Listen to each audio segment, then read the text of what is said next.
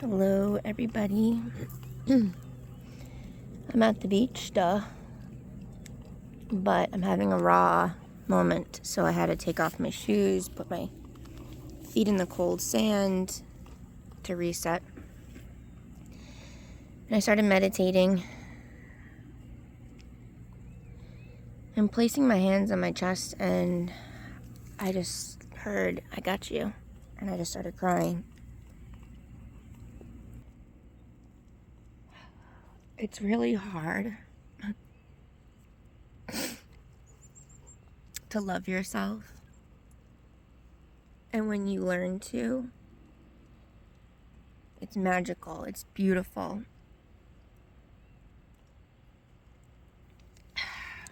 And then it's really hard to watch the people you love suffer, in whichever capacity. Especially when they mention to you that they're suffering. And they share that with you. They feel safe to share that with you. And you, since you love thyself, you know that you're able to hold space for them. And I mean, I do this with all of my coaching clients and all of my sessions. I hold space. I'm really, really, really good at it. Because I've learned to hold space for self. And lately I've just been going, since I've been back from Arizona, in a good way. I've been sleeping, I've been eating right, I've been taking care of myself, but I am taking a lot of clients. And so today I'm at the beach until my first client, and just decompressing, really, because holding space for others is not possible if you can't do it for self with complete compassion. And when I just put my hands on my chest and I heard, "I got you," it was like earth was speaking to me. Because sometimes when you raise your vibration, it feels, I don't know, it's like sometimes you purposely sabotage yourself and lower your vibration to match other people's vibration that is not as high as yours, because you want to be understood. And I'm really good at speaking my truth,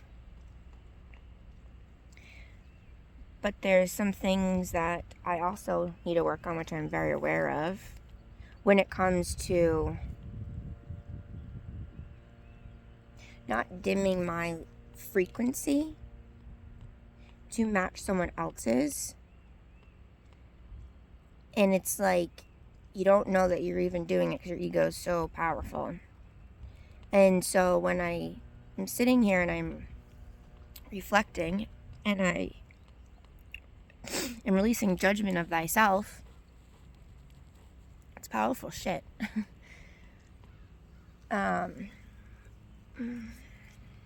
And like,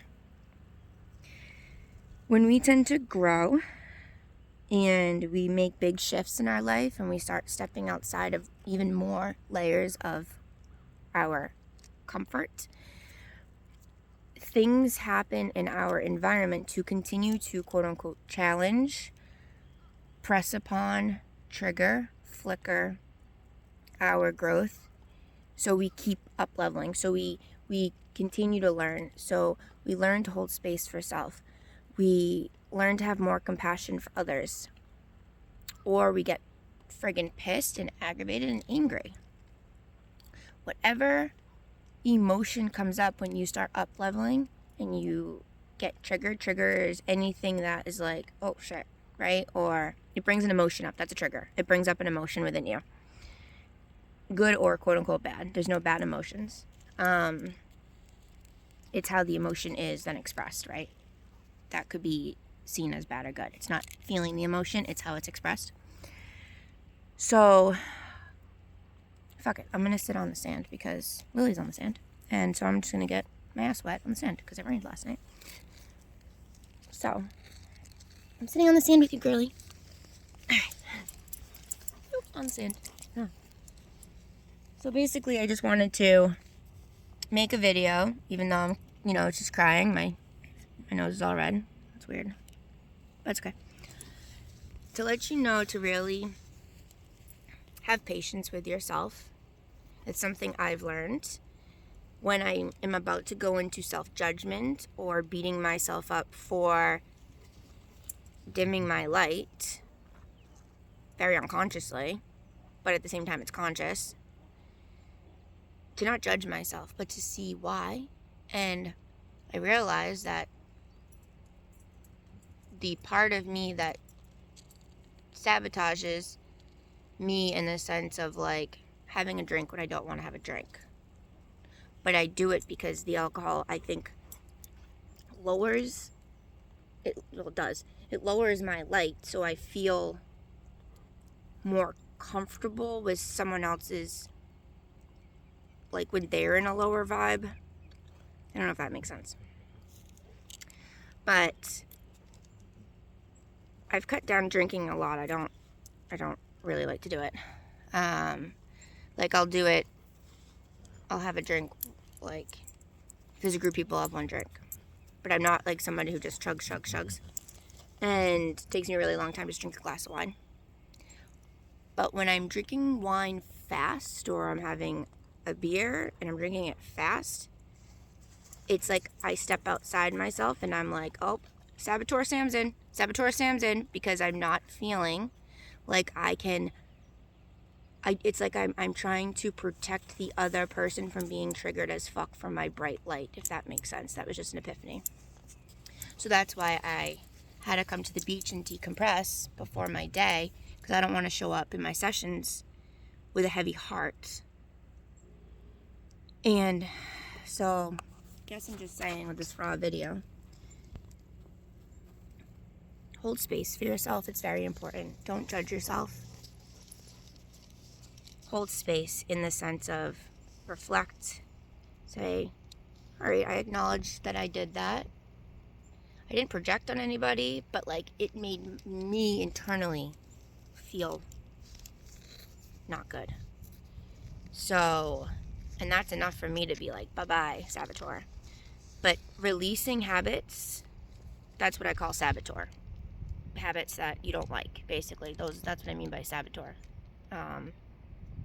When you begin releasing a lot of them at once, you get triggered. You trigger yourself, right? So to find something that grounds you and brings you peace, like beach, going for walks, taking deep breaths, watching something funny, doing anything that resets your nervous system. Grounding your feet into earth is super, super powerful. We don't even realize that that's complete medicine for our body. But not beating up your parts that have lived in a low vibration very unconsciously for many, many years. And when you're growing so quickly internally, mentally, emotionally, physically, and spiritually, you still need to acknowledge those parts exist and continue to talk to them and say, why do I want to have this drink? Or why do I want to smoke this? Or why do I want to eat this crazy food? I'm just trying to think of like habits that a lot of people have. Why do, whenever I'm angry, I just want to get away and like take a vacation? Or why do I buy a bunch of material things? Because you're trying to fill something within self because you feel uncomfortable with probably something around you. So, and like buying material things is definitely something I realized was part of my unhealthy habits a long time ago. So I stopped doing that. Because nothing externally can fill your internal cup, except probably nature. But you have to allow yourself to connect to it.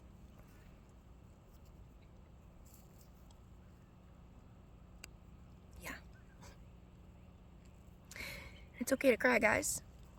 It's okay to not be okay some days. It's okay. And of course, today is the day that me and Maria are recording a heart chakra podcast, right? I mean, that's how it works.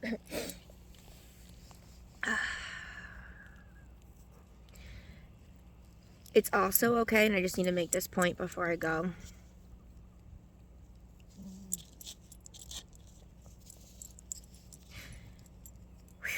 It's also okay to not be suffering when someone you love is suffering.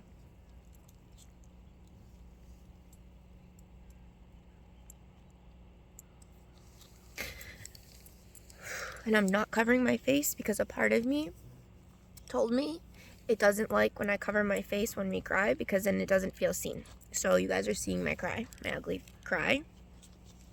I'm not gonna say ugly, because it's judging myself, but my weird looking cry. So just make sure and check in with yourself when someone you love a lot or you care about is suffering. Even someone you don't maybe care about, you just hear and you're one of those people like, oh, I feel so bad for them. Blah, blah, blah. Don't stoop to their suffering to try and make them comfortable, because what they need is for you to be in your fucking light. So, and to be in the presence of being, to hold space instead of going in and sabotaging yourself or thinking that in order to support them, you need to suffer.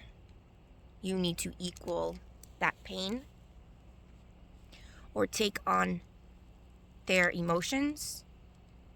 Like, you're not people's processor. Like, no. I mean, you are till you're 7 because you don't know. But I mean, you're not. You're not here to process other people's emotion or take from them what they don't want anymore. You're not. So, boundaries, people. I love you. Have a beautiful day.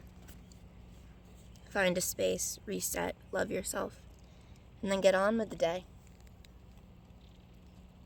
Because every day is a new start, a new opportunity. And loving yourself is so friggin' important. So what the little voice said to me is, I got you. That's what the water and the beach said to me, I got you. And then I saw all these angels and guides behind me. So I got you. I got you. I love you. Thanks for listening.